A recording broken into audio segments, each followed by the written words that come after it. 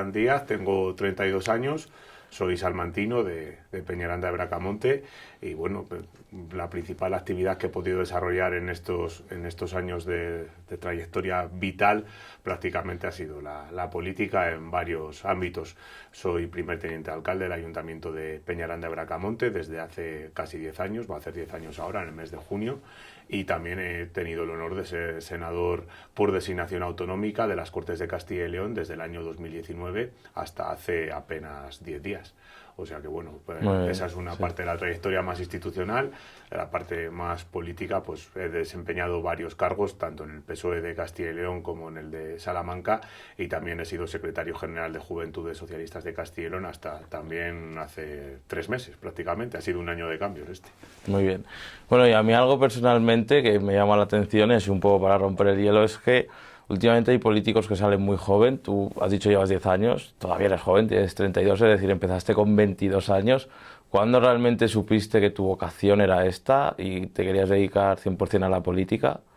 Bueno, yo creo que la dedicación al 100% a la política es verdad que hay que tomarla como un paso en la vida. Lo que pasa que es verdad que en mi caso es un paso que di por las circunstancias que fueron muy joven, con 22 años. De hecho, ahora que veníamos hablando un poco de lo que había estudiado, no había ni acabado el máster y ya estaba con la opción de poder entrar en el ayuntamiento, además en el año 2015 que ganamos las elecciones, y poder desempeñar un cargo importante en el equipo de gobierno.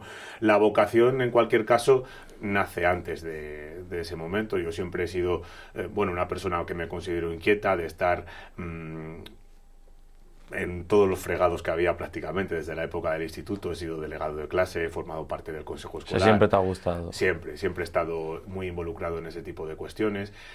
Cuando llegué aquí a la Universidad de Salamanca, en este caso, pues formé parte del claustro. También un poco por la vocación o por las inquietudes que yo haya podido demostrar, y porque al final las personas que estaban a mi alrededor siempre me animaban a decir, pues tienes que ser tú el que esté de delegado, tienes que ser tú el que esté reivindicando determinadas cuestiones, o el que pida al responsable que sea que esto tiene que mejorar. Pues me fui metiendo un poco en esos ámbitos, ¿no?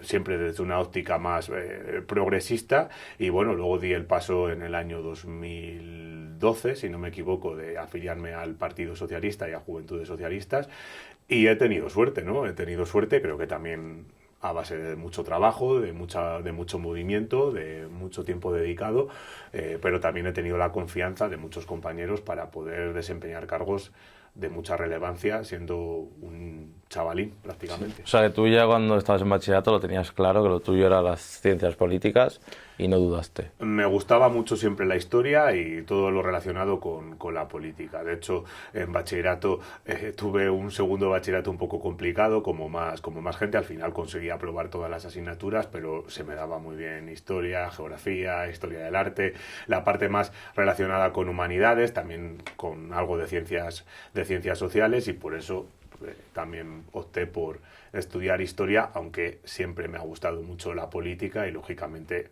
la ciencia que estudia la política, que es la ciencia política. Y cuando entraste a la carrera, tú ya tenías claro el partido que realmente querías llegar a estar ahí, o fue un poco surgiéndote mediante la carrera algún profesor, o tú siempre lo has tenido claro y siempre has apoyado al PSOE?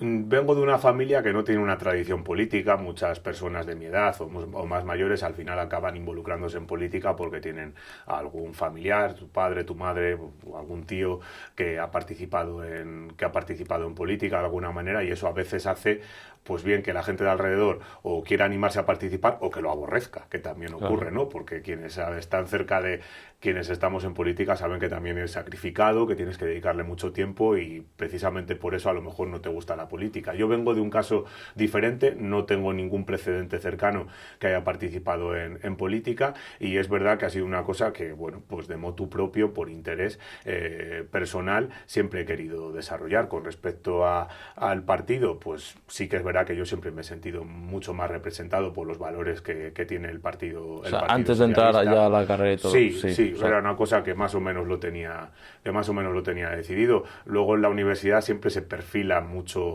tenido Claro. ciertas vocaciones, ¿no? Yo conozco gente que, por ejemplo, en bachillerato era muy de derechas y que llega a la universidad y sale totalmente transformada con una ideología totalmente diferente. Supongo que podrá ocurrir también al revés. La universidad marca, la universidad transforma en este sentido. A mí realmente sí que de alguna manera una vocación o un posicionamiento que de alguna manera ya tenía, pues lo que hace es reafirmarlo de alguna manera, y además en una época interesante, ¿no? En los años 2013, 2014, en 2012 veníamos de una situación muy mala a nivel electoral, acabábamos de perder el gobierno con una crisis económica muy grande, con nuevos partidos políticos que surgían en ese momento, Podemos, Ciudadanos, bueno, era la ruptura del bipartidismo, era una situación nueva, pero yo siempre me sentí representado por el Partido Socialista y además concretamente por quien lo lideraba en ese momento, que era Alfredo Pérez Rubalcaba.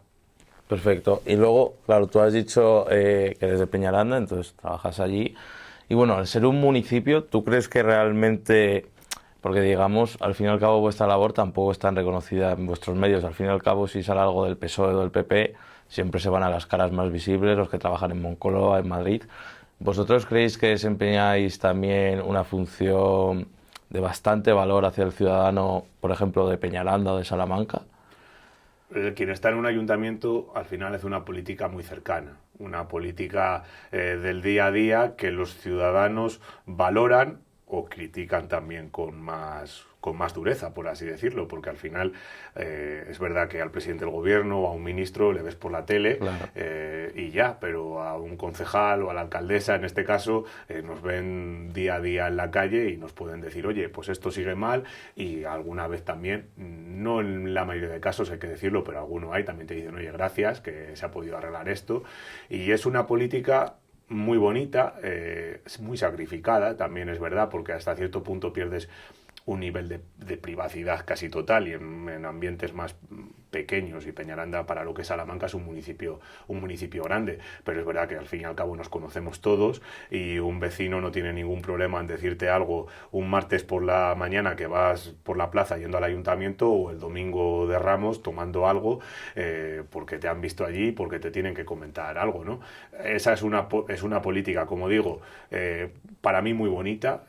Creo que es verdad que la gente que se dedica a la política a más altos niveles y que ha pasado por los ayuntamientos tiene una visión totalmente diferente de lo que es el servicio público, y lo digo para bien además, porque pasar por un ayuntamiento aporta mucho, y al final los ciudadanos yo creo que hacen una valoración, aunque son críticos, a veces te metes por las redes sociales y ves algunas cosas y demás, pero bueno, los ciudadanos por lo general son agradecidos y valoran lo que hacemos desde los ayuntamientos, con muy poquitos recursos en la mayoría de los casos, pero atendiendo los problemas que más afectan o que más cercanos pueden estar a ellos. Vale, y una cosa bastante curiosa, bueno, ya sabemos que cada vez la gente tiende más a irse a las grandes ciudades, y nosotros, al ser de Castilla y León, al igual que Castilla-La Mancha, Aragón, sobre todo ya los pueblos, las ciudades de momento no tanto, pero seguramente en un futuro pase, se están despoblarizando. Vosotros, el PSOE, en Peñaranda, y al ser un municipio, ¿qué tenéis o cómo veis este desplazamiento de muchas personas yéndose a las grandes ciudades? Ya no a Salamanca, sino seguro mucha gente también se va a Madrid. ¿Cómo ves el futuro de los municipios? Bueno, yo creo que es el gran reto que tiene una comunidad como Castilla y León, y es un reto que hay que afrontar desde todos los niveles, desde todas las administraciones, pero que realmente va a ser la gran situación en la que tenemos que meter todas las fuerzas para revertir la situación, porque es verdad que los municipios por lo general tienen una tendencia de población descendiente. Ahora mismo es verdad que se está matizando en general porque la situación económica es buena y también tiene que venir gente de fuera, tienen que venir inmigrantes, por ejemplo, a cubrir puestos de trabajo que los españoles o bien no queremos cubrir porque hay otros puestos de trabajo mejor, o que por estar en municipios pequeños la gente se va y no quiere trabajar en ellos, y se está consiguiendo matizar un poco la situación de la despoblación. Pero yo creo que es el gran reto.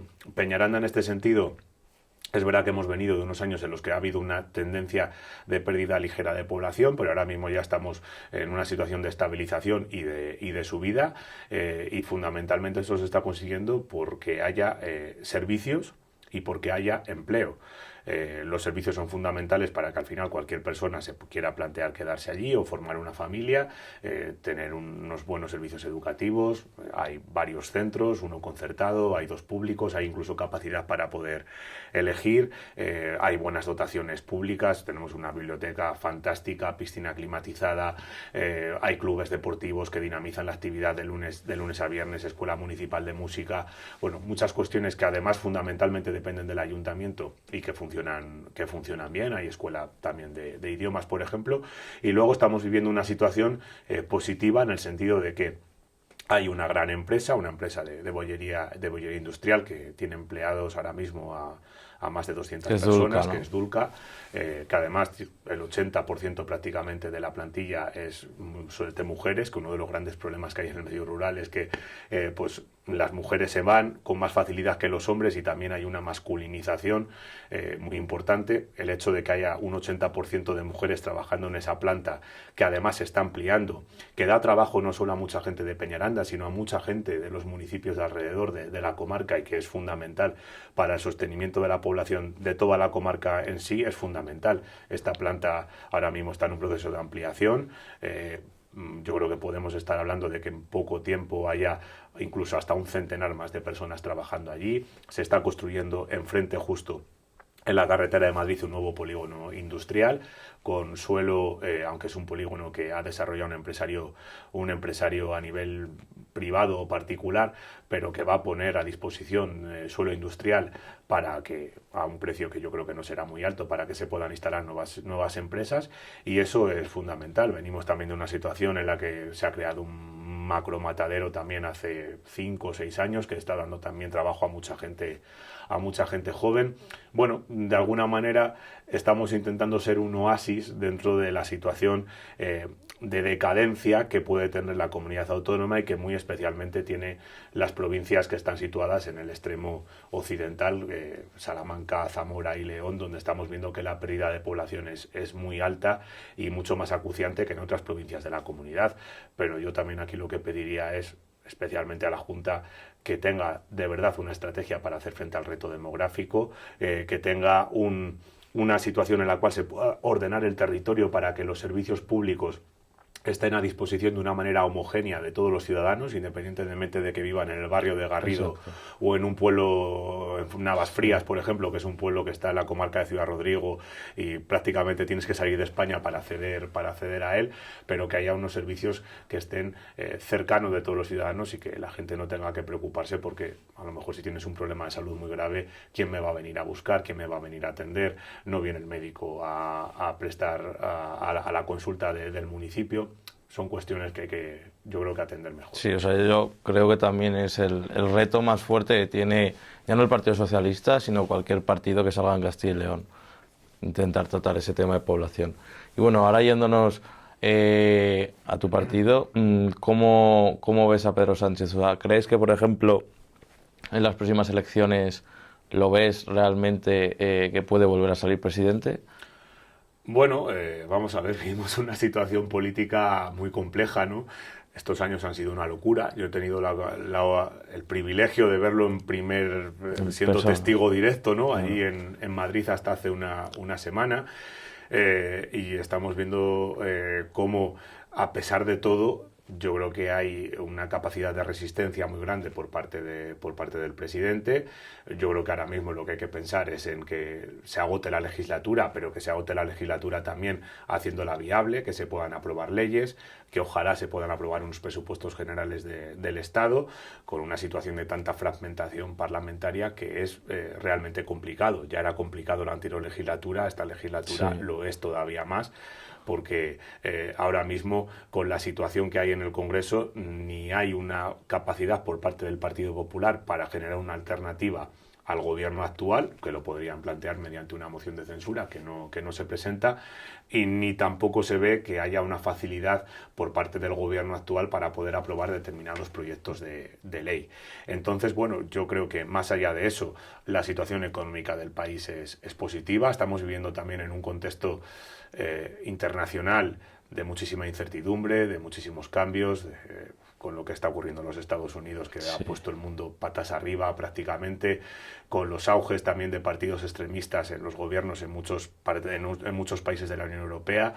Yo espero que Pedro Sánchez siga fuerte, como le veo hasta ahora, a pesar de las dificultades que lógicamente la acción del gobierno tiene y también el desgaste, porque ya estamos hablando de casi 7 años de gobierno que va a hacer. Y ha aguantado el COVID, según empezó en 2020, luego también ha tenido hace poco lo de Valencia.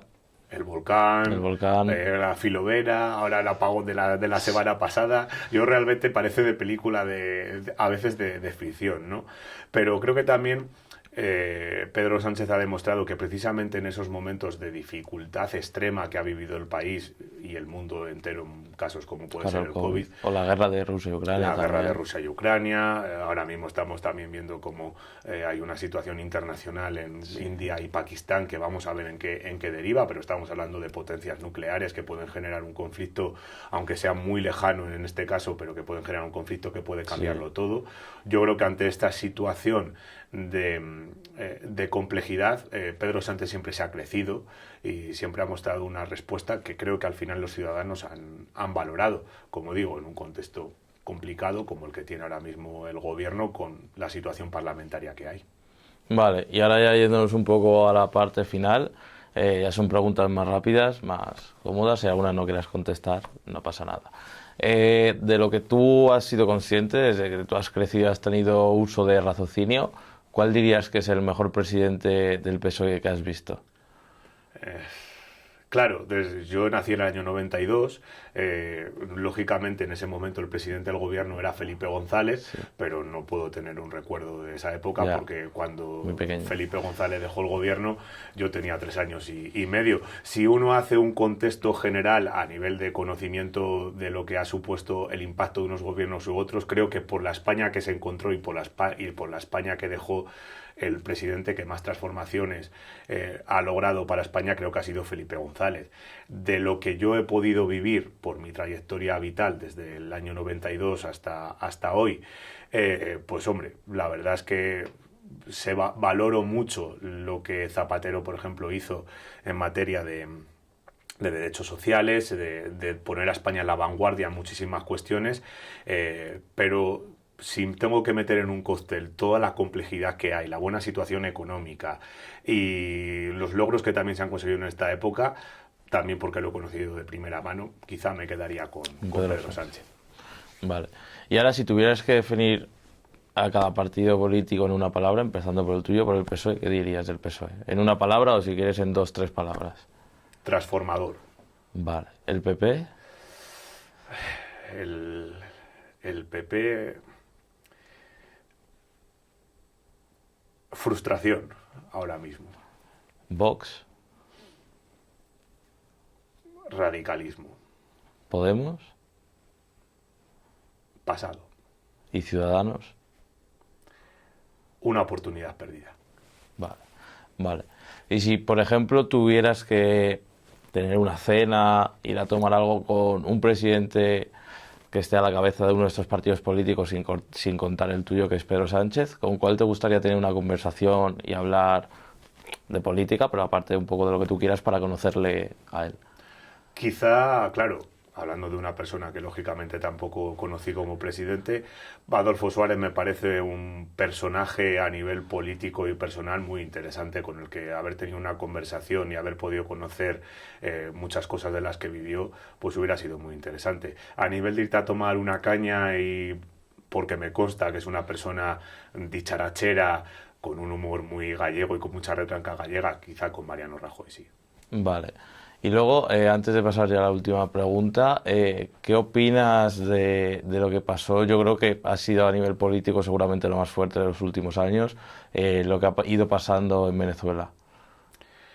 Bueno, creo que de Venezuela se habla mucho en España y se habla desde un profundo desconocimiento, desde la intención de utilizar mucho el tema de Venezuela e incluso equipararlo a España. Yo creo que son dos realidades totalmente distintas.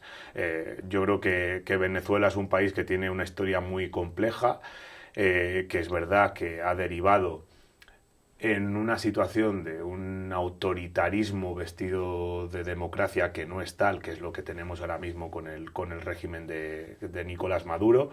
Y yo creo que lo que hay que reclamar es que en Venezuela pues haya unas elecciones, pero elecciones de verdad, no como las que hubo en el verano del año pasado, y que los venezolanos puedan realmente mostrar cuáles son sus preferencias. Pero me molesta mucho que se hable tanto de Venezuela y que se manipule tanto la situación que hay en Venezuela, y que sobre todo, incluso pues ahora que ha habido un apagón en España, Sí, que no ha habido paramos, jamás sí. un apagón en España, y ojalá no lo tengamos que volver a ver, pero que la gente esté diciendo ya estamos como en Venezuela, no sé qué tal. Bueno, a mí la verdad es que no me causa ninguna simpatía el actual presidente de Venezuela, pero creo que también se hacen valoraciones muy poco estudiadas sobre cuál es la realidad de Venezuela hoy, sin tener también en cuenta cuál ha sido la realidad que haya podido tener a lo largo del siglo XX o incluso a principios del siglo XXI. Pero vuelvo a decir, no me causa ninguna simpatía el actual presidente de Venezuela, y ojalá los venezolanos pronto puedan manifestarse libremente en unas elecciones, que la comunidad internacional y los organismos que están para eso que las puedan validar. Vale, y ya la última sección, yo como he ido haciendo varias entrevistas, siempre he ido dejando al invitado que su última participación en el podcast sea lanzar una pregunta al siguiente. La última vez que vino un entrevistado fue una chica que es uróloga en Salamanca y ganó un premio en Madrid. Y yo tenía planeado una entrevista con una chica que había sufrido problemas de obesidad y no se pudo dar. Y ella entonces dejó una pregunta que era a la chica que creía que la sanidad podía haber hecho mejor para curar un poco pues esa enfermedad. Pero como no ha venido y el siguiente has sido tú, ya que no hemos hablado de la sanidad, me gustaría saber un poco qué opinas de este tema que suele haber tan candente a veces en redes sociales, de la sanidad pública, la sanidad privada. ¿Cómo crees que debería ser la sanidad en España en tu ideal? Yo creo que la sanidad pública es una joya que tiene España, que hay que cuidar, que tiene problemas, porque es evidente que los tiene, problemas estructurales. Luego hay también modelos de gestión que pueden gustar más o menos, dependiendo de cada comunidad autónoma, pero yo creo que todo dinero que se invierta en sanidad pública, al igual que en educación y en otra serie de servicios básicos, creo que es fundamental para que podamos seguir sacando pecho como país. Eso es algo que no siempre valoramos los que somos los españoles propiamente dicho, pero sí que cuando vienen otros vecinos, incluso de la Unión Europea, valoran muy positivamente cuál es la atención sanitaria, los equipamientos técnicos que existen, los profesionales tan magníficos que tiene la sanidad pública, y ojalá seamos capaces, y eso es una cuestión que depende mucho de voluntad política, que todas las personas que se están hoy formando en nuestras facultades, que es gente con unos conocimientos magníficos, probablemente mejores que los que incluso ya están ejerciendo ahora, que también son profesionales magníficos, que decidan por quedarse en la sanidad pública, que se queden en la sanidad pública en comunidades como esta, y que sobre todo también tengan la vocación de atender a los vecinos que viven en el medio rural. Nos estamos haciendo un poco urbanitas, quizá de más. Y es verdad que tienen que existir incentivos, yo no digo que no, para que haya funcionarios que decidan estar en sitios donde a lo mejor te apetece a priori estar menos, pero donde yo creo que la atención que puede tener un médico en un pueblo de 200, 300 habitantes con un vecino que pasa por allí es muy personal, es muy directa, prácticamente probablemente incluso sea la única persona con la que esa persona puede hablar al cabo del día, si no tiene allá a sus hijos o si ha perdido algún familiar cercano. Y ojalá que seamos capaces de mejorar la sanidad, que hoy tiene problemas importantes estructurales, pero que también cuenta con muy buenos equipamientos, y que yo creo que es el reflejo de lo mejor que ha hecho España en esta etapa democrática probablemente. Vale. Y ahora no sé si haré otra entrevista. La última entrevista sería el decano de mi facultad, que bueno, es una persona bastante innovadora, lleva bastante poco siendo decano en la universidad, pero ya ha reformado la universidad, ha hecho bastantes cambios. Entonces, si por lo que sea se acaba llevando a cabo esa entrevista, ¿qué te gustaría preguntarle? No tiene que ser, bueno, puede ser político, ¿no? Puede ser algo acerca de su trabajo, ¿no? Es una pregunta que tú quieras. ¿Cómo ve el periodismo actual y cómo lo verá, cómo cree que va a ser dentro de 20 años? Creo que me parece una pregunta importante, porque la labor que los periodistas o los que os estáis formando para ello tenéis en un sistema democrático, lo que es fundamental, Creo que estamos viendo ejemplos de pseudoperiodistas en estos tiempos que a lo mejor a través de las redes sociales están comiendo un papel que realmente deberíais de ejercer quienes tenéis formación y capacidad para ello, y me gustaría saber cómo ve la situación actual del periodismo y cómo lo cree que puede estar dentro de 20 años con todos los impactos que hay, la inteligencia artificial, las nuevas formas de comunicación, los medios de comunicación tradicionales que persisten, pero que al fin y al cabo también se tienen que adaptar a nuevas formas de hacer su labor. Perfecto, pues estaría. Muchas gracias.